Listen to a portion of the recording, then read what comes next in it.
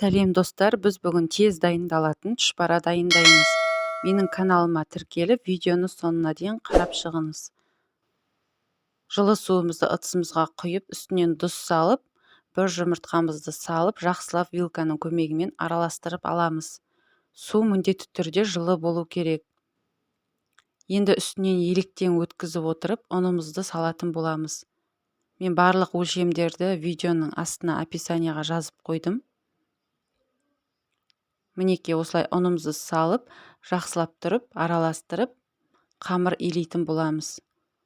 Ұнды көп мөлшерде салып жібермеңіздер, қамыр қатты болып кетуі мүмкін.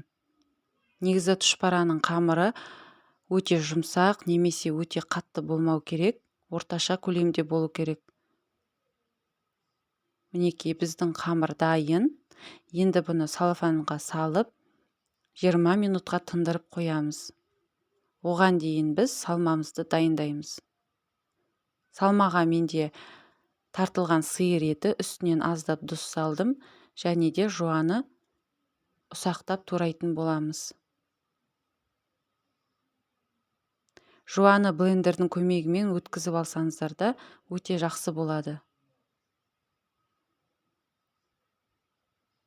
Бұл тұшпара тез дайындалады, көп уақытты қажет етпейді.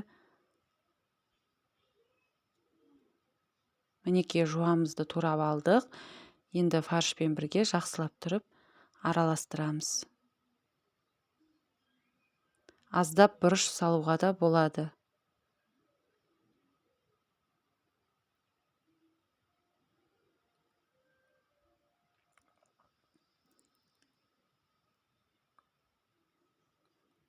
Енді қамырымызды жаятын боламыз. Бөліктерге бөліп аламыз. Және де ұнды сеуіп отырып, орташа көлемде жаятын боламыз. Қамыр жұқа болып кетпеу керек. Егер де жұқа болса, тұшпараңыз піскен кезде езіліп кетеді. Мінекей мен осылай 4 бұрышты қылып турап алдым. Осындай қылып жасасаңыздар тез дайындалады, көп уақытты қажет етпейді. Фаршымызды салып, тұшпараны түйетін боламыз.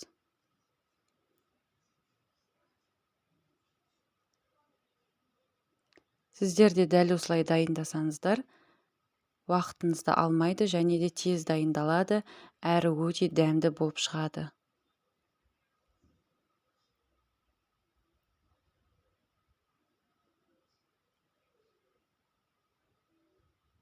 Сіздерге де жасап көруге кеңес беремін, өте дәмді болып шығады. Комментарий қалдырып, лайк басуды ұмытпаңыз.